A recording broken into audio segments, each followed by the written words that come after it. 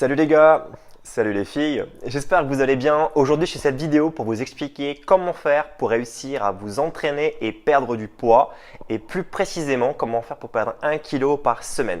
La première étape pour y arriver, c'est simple, c'est de se fixer un objectif de résultat.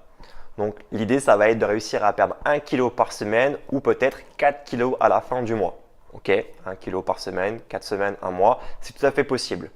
Une fois que l'objectif de résultat est fixé, vous devez vous fixer un objectif de comportement. L'objectif de comportement, c'est quoi? C'est simplement sortir des chiffres, sortir de ce que vous allez obtenir à la fin du mois, mais simplement identifier des comportements à adopter sur l'instant T. Exemple, on sait que l'objectif c'est de perdre du poids, donc l'objectif de résultat c'est de perdre du poids. Donc l'objectif de comportement doit tourner autour du mode de vie pour perdre du poids. Je m'explique. Vous allez devoir vous imposer durant le mois à venir un objectif de comportement qui est de réussir au moins à faire 8 entraînements dans le mois à venir. Vous avez 4 semaines sur un mois et votre mission, votre objectif de comportement va être de réussir à faire 8 entraînements lors du mois qui arrive. Ça peut être 2 séances par semaine, ça peut être 3 séances la première semaine puis une la deuxième, peu importe, mais vous devez vous imposer un comportement de réaliser 8 entraînements dans le mois. Deuxième objectif de comportement, c'est lorsque vous allez passer dans votre salon, votre cuisine ou là où il y a des placards avec plein de mauvaise bouffe, vous devez adopter un objectif de comportement qui est de pouvoir au moins renoncer 4 fois dans le mois, 4 fois pouvoir dire non à quelque chose. Ça peut être dire non à un plat gourmand ou un dessert au restaurant. Ça peut vouloir dire non à un cocktail ou quelque chose d'alcoolisé. Vous pouvez être capable du coup de dire non à la tentation de prendre le paquet de M&M's ou de Malteser et de le remplacer par une pomme ou un fruit. Imposez-vous 4 missions. 4 fois dans un mois, vous devez refuser de céder à la tentation. Vous couplez ce comportement-là avec les 8 entraînements dans le mois et vous allez pouvoir mener à bien un projet de perte de poids. Maintenant concrètement par rapport à l'entraînement, et c'est le sujet principal de cette vidéo, comment faire pour mener à bien l'entraînement afin de perdre du poids? C'est très simple. Il ne faut surtout pas courir. La course à pied est une grosse erreur si vous voulez vous remettre au sport et surtout si vous voulez perdre du poids. Pourquoi? Je pars du principe que si vous êtes en surpoids, c'est que vous n'avez pas forcément la meilleure condition physique au monde. Donc aller courir est une grosse bêtise. Pourquoi? C'est très simple. Imaginez que vous courez pendant 1 heure. Vous allez faire quoi? Vous allez courir. Et courir, c'est quoi? Finalement, c'est une succession de répétitions du même mouvement. Vous allez avancer un bras et une jambe, puis changer de côté, etc., etc. pendant 1 heure. Imaginez le nombre de répétitions que vous allez faire pendant 1 heure. Ce n'est pas les répétitions qui me dérangent, c'est votre surpoids. Vous allez faire en fait un mouvement, sauter et avoir un impact dans le sol avec votre surcharge pondérale. Et le nombre de répétitions sur 1 heure en fait va venir stresser vos articulations et fatiguer vos muscles pour finalement avoir un résultat nul. Vous allez avoir des grosses courbatures le lendemain, mal dans le genou, mal dans les chevilles ou dans le dos pour finalement quoi? Lâcher prise, vous n'allez pas dans la motivation et finalement pas progresser. Donc vous allez me dire ok c'est bien sympa mais qu'est-ce qu'il faut faire alors? Soit vous êtes obstiné, vous adorez la course à pied et vous voulez faire que ça et vous ne voulez pas entendre parler de musculation, de renforcement musculaire, ok je le conçois. Soit vous mettez à la musculation. Cas numéro 1, ok vous ne voulez pas entendre parler de musculation ni de lever de la fonte parce que vous ne voulez pas devenir énorme. Alors sachez par contre ça c'est une idée reçue, c'est des grosses conneries, je vous dirai pourquoi tout à l'heure. On reste sur l'entraînement cardio, donc la course. Vous pouvez courir mais pas pendant 1 heure. Parce que vous n'avez pas la condition physique pour encaisser le nombre de répétitions que vous allez faire subir à votre corps. Donc qu'est-ce qu'on doit faire? En fait, vous devez structurer votre entraînement et vous inspirer en fait de ce qu'on appelle l'intervalle training ou alors le HIIT ou le Tabata.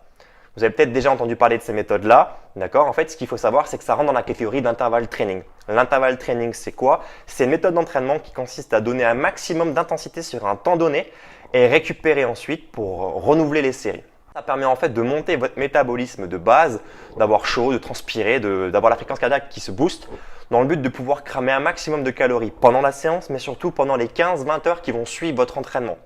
En fait, je suis en train de vous dire qu'avec 30 minutes de sport inspiré d'intervalle training, que ce soit cardio ou musculaire, vous allez brûler des calories sans rien faire. Mettons que vous faites une séance à 19 heures, concrètement, si vous allez vous coucher à 23 h ou minuit, vous allez cramer des calories en dormant.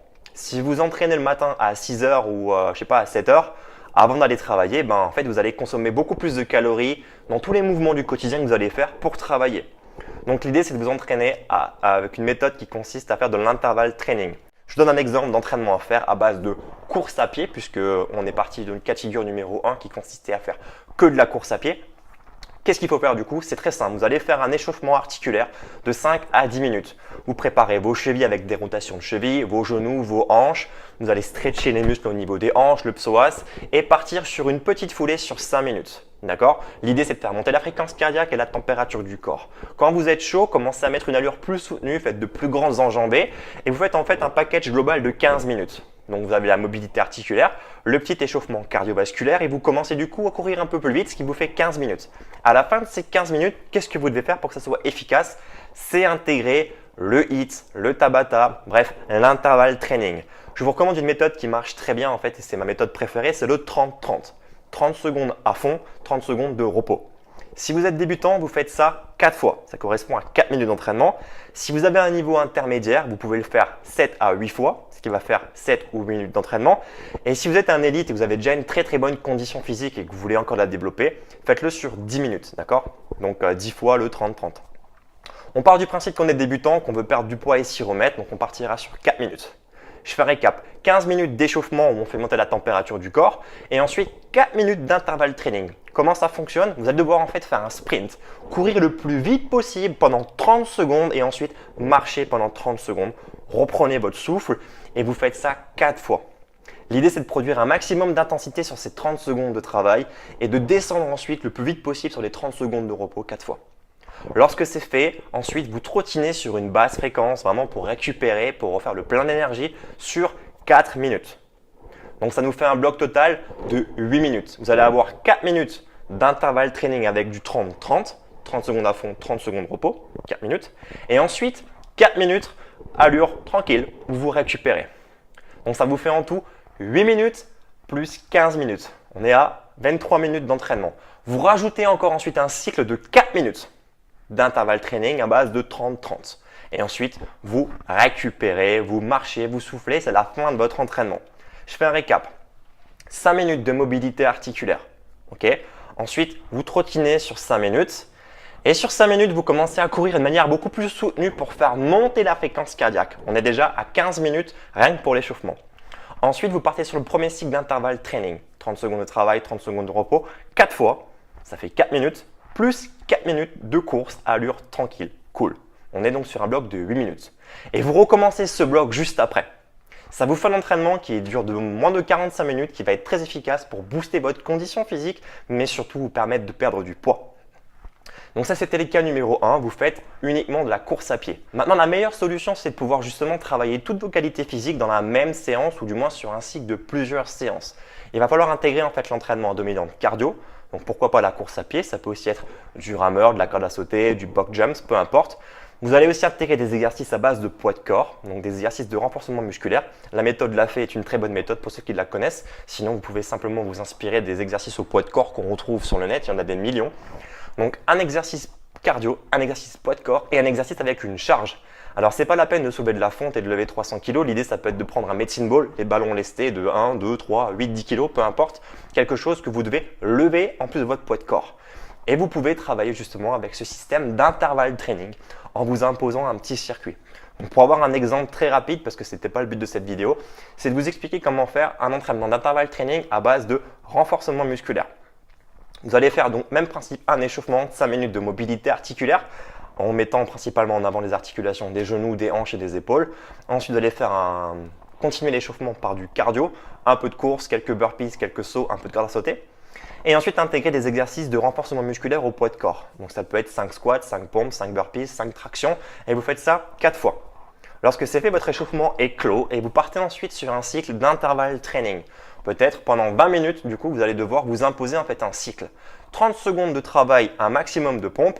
30 secondes de repos, 30 secondes de travail, un maximum de traction, 30 secondes de pause, 30 secondes de travail, un maximum de squat, 30 secondes de pause, 30 secondes, un maximum de climbers ou de burpees, 30 secondes de pause. Vous faites ça 6 fois ou 4 fois, 8 fois, 10 fois, ça dépend vraiment de votre condition physique. Rappelez-vous, je l'ai dit tout à l'heure, vous faites 4 cycles si vous avez un niveau débutant, 7 à 8 cycles si vous êtes un niveau intermédiaire ou alors 10 cycles si c'est un niveau avancé.